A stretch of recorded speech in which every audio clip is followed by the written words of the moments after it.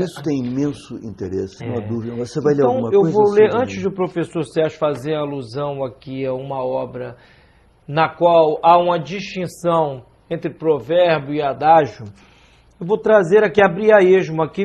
Esse aqui é o grande livro dos provérbios, de José Pedro Machado. Que é o José Pedro Machado, eu não sei se ele ainda está vivo, foi um notável lexicógrafo português. Português. Então aqui são provérbios portugueses e ditados portugueses. Excelente. E tenho em mão aqui também o Adagiário Brasileiro do Leonardo Mota. Que foi um folclorista que nosso. Foi um competente folclorista e que registrou muitos ditados, sobretudo do Nordeste, sem dúvida, dos quais tomamos conhecimento muito graças a esse trabalho exaustivo feito por ele. Agora veja, Sidney, o que você evidentemente sabe, a base, o alicerce do nosso adagiário brasileiro é toda portuguesa. E aqui começo, antes de pedir a distinção, fazer uma menção a um ditado, a um adágio português, que é o seguinte, e tem um similar brasileiro. Leite de vaca não mata bezerro. Aqui dizemos em alguns lugares do Brasil, pé de galinha não amassa pintainho. É a mesma ideia. Ou não amassa pintinho. É Ou seja, a mãe sempre afaga o filho, sempre está a justificá-lo. É verdade. Então, verdade. assim, o ditado popular, ele geralmente vem à luz em fórmulas sintéticas que encerram uma sabedoria prática. Nem sempre os ditados populares conduzem à verdade. Há ditados populares que, na verdade, são uma expressão jocosa de malogros da verdade. Mas... Como aquele que era comum em Portugal, não sei se a correção política ainda permite que seja pronunciado, de Castela, nem bom vento, nem bom casamento. Então, assim, antes de adentrarmos propriamente o terreno dos adágios, queria que o professor Sérgio falasse um pouquinho do livrinho que ele trouxe e que fizesse uma distinção entre provérbios e adágios. Eu trouxe o dicionário de... Agora eu desmarquei. Eu trouxe o dicionário de sinônimos de José Inácio Roquette, que foi um polígrafo português, escreveu muitos livros, ou traduziu também. Ele morou anos e anos e anos na França. Gostaria que o professor só explicasse para alguém, porventura, que não saiba, o que propriamente quer dizer com o ofício de polígrafo. O ofício de polígrafo é o ofício de alguém que vive da pena, ou seja, vive de seus escritos, e que escreve sobre assuntos muito variados.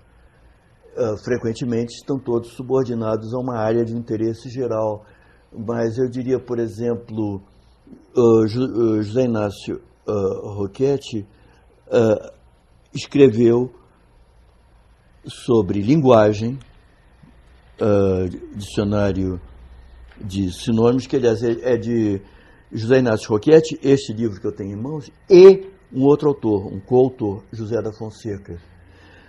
Mas escreveu também fez traduções de literatura, se não me engano ele traduziu não sei quantas fábulas de La Fontaine. Ele vivia da pena. E por isso nós chamamos de polígrafo. Eu tô aqui, como se diz, folheando o meu livro, acabo de encontrar um apontamento de mais de 30 anos atrás, uma série de palavras da mesma área semântica que, contudo, não são sinônimas, perfeitamente sinônimas, não são sinônimos perfeitos, são cortesia, gentileza, delicadeza, amabilidade. Agora, para fazer estas distinções, é preciso ter realmente o senso da língua e mais o conhecimento da língua. J.I. Roquette tem uma série de palavras do mesmo domínio semântico, quer dizer, da mesma família de palavras, de conceitos, melhor dizendo, não de palavras, de conceitos expressos por palavras diferentes. E aí nós falamos uma família semântica, ou seja, uma família de significados, ao contrário do que nós dizemos quando nos referimos a uma família vocabular, que são palavras que têm a mesma origem, a mesma raiz, por exemplo, dedo, didal, digital, dactilografia e assim por diante. Aqui nós estamos, então, tratando de uma família de significados. E são os significados que dizem respeito diretamente àquilo de que estamos a tratar, o que nos propusemos a tratar, o Sidney e eu, na continuação desta nossa aula. Então, as palavras que ele vai discernir, que ele vai distinguir e, em seguida, definir são sentença, princípio, máxima, apotegma, provérbio, adágio, rifão, ditado, paremia e aforismo. Chama-se sentença qualquer reflexão profunda e luminosa, cuja verdade se funda no raciocínio ou na experiência. Se é puramente especulativa, chama-se princípio. Se se dirige à prática, toma o nome de máxima. Se o dito sentencioso não é do mesmo que fala, senão tomado de algum outro, disse apotegma. Se é vulgar, ou seja, se é de transmissão popular, da linguagem tradicional, da linguagem puramente familiar, disse provérbio. Se é puramente especulativa a sentença, chama-se princípio. Se se dirige à prática, toma o nome de máxima. Se o dito sentencioso não é do mesmo que fala, senão tomado de algum outro, chama-se apotegma.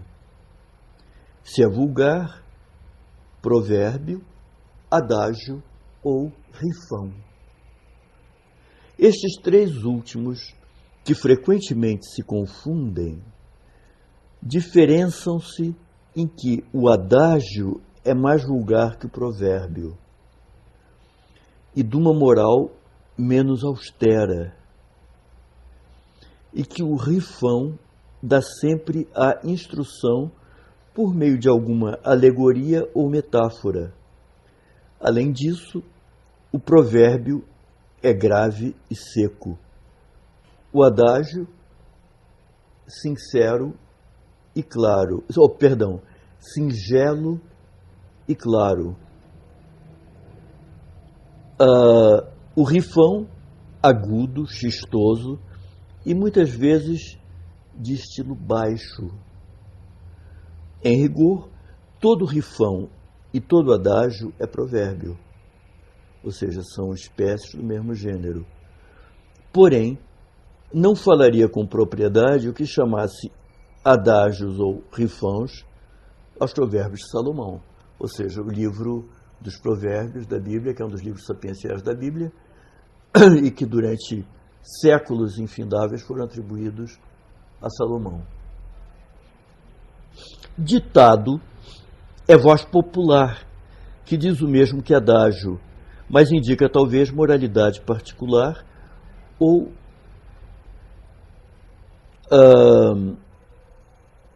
algum desses conselhos vulgares fundados na experiência, que são a sabedoria do povo. Vox populi, vox dei. Exatamente. A voz do povo é a voz de Deus. É a voz de Deus. Paremia é palavra grega, paroimia, pouco usada em nossa língua, que significa provérbio ou sentença vulgar. E como tal, a usou Vieira dizendo: e daqui nasceu, naquela paremia, ou provérbio, que o céu era para Deus e a terra para os homens. Enfim, aforismo é também palavra grega, aforismos, e significa sentença breve e doutrinal. Máxima é geral. Bom, depois de ter lido esta sucessão, quase diria esta congere, esta quantidade de definições diferentes, eu gostaria de fazer ver que estas definições são corretíssimas, mas nem sempre se verificam na prática. E seja como for, tudo são subespécies de uma sentença. Exatamente. Todo Exatamente. Adágio, todo provérbio, todo aforismo, Quando todo nós apotegma dizemos isso é um ditado, eu conheço um ditado, ou eu conheço, outros diriam, um rifão, que é uma palavra antiga que eu li ainda em certos livros quando era criança, depois nunca mais encontrei. Em geral tem um cunho de sabedoria tradicional, que aliás eu aproveito para dizer que sabedoria tradicional é em português a mesma coisa que a palavra inglesa folklore, ou seja, sabedoria do povo. Não é? Ao passo que o provérbio já dá ideia de uma coisa, ou a máxima, dão ideia de sentenças mais elaboradas, ou sentenças mais autoritárias, ou seja, não autoritárias no sentido imperativo, mas autoritárias no sentido de que provém de fontes graves, de autores individuais ou de livros sagrados, como é o caso da Bíblia. Não, e os princípios que foram arrolados aqui nessas definições são, em geral, vamos dizer assim, usados pela ciência quando quer estatuir, vamos dizer assim, o seu horizonte epistemológico. É verdade. Por exemplo, um metafísico dirá: o ato é anterior à potência. Isto é um princípio metafísico que indica que, para haver possibilidades, quaisquer que sejam, é necessário haver um ato possibilitante delas. Por Sem exemplo, dúvida. para que eu tenha cárie, é necessário haver um dente. A cárie é uma possibilidade, uma potência degenerativa radicada na matéria e que pressupõe o dente. É claro. Para que haja um cancro ou um câncer, é necessário haver o órgão que ele corrompe. É claro. Então, quando se diz o ato é anterior à potência, estamos no terreno, conforme a definição aqui arrolada, dos princípios, que são importantíssimos para as ciências classificatórias, aquelas ciências empírico-esquemáticas ou axiomáticas, aquelas que procuram, observando a realidade, traduzi-la à luz da unidade dos princípios. Mas seja como for, tudo são subespécies de sentenças e que, no caso dos ditados populares, como foi dito aqui no início, encerram a grande sabedoria popular prática. Tem uma enorme importância para que se conheça até o que hoje em dia seria chamado de psicologia coletiva. Reiteremos, seja como for, professor, em todos os casos, algum tipo de sabor e saber popular está implicado sem dúvida. nos alguma. provérbios, nos ditados, nas sentenças, e nota nas uma máximas. coisa, Sidney, como José Inácio Roquette deixou claro,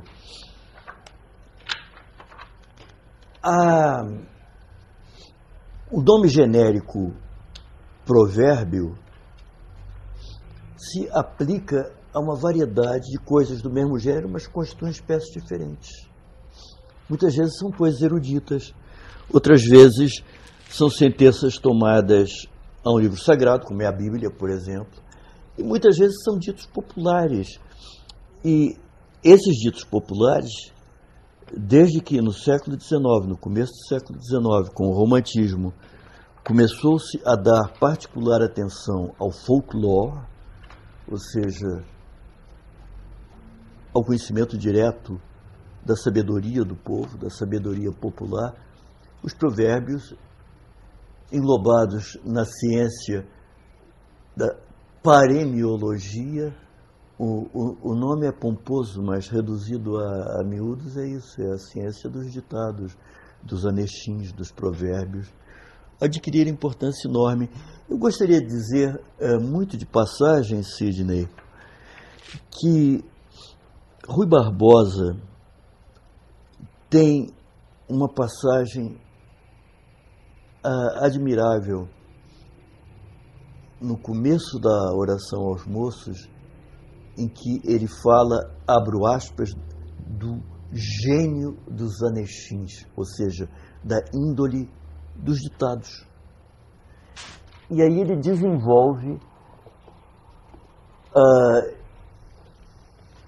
as ideias contidas e as consequências contidas no ditado muito nosso, muito popular, e que eu tenho certeza terá correspondentes em outros idiomas: longe dos olhos, perto do coração. Longe do coração.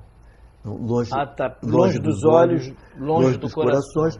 E ele passa bem umas 2 ou 3 páginas desmentindo com suma arte a veracidade deste anexim, ou o que ele muito Rui Barbosianamente chama, com um sinônimo que nem o Roquette se lembrou de colocar aqui, prolóquio, o gênio dos prolóquios, ou seja, a índole dos provérbios. Ele diz, nem sempre acerta, porque ele diz, longe dos olhos, longe do coração. Não, senhor, eu vou dizer que não.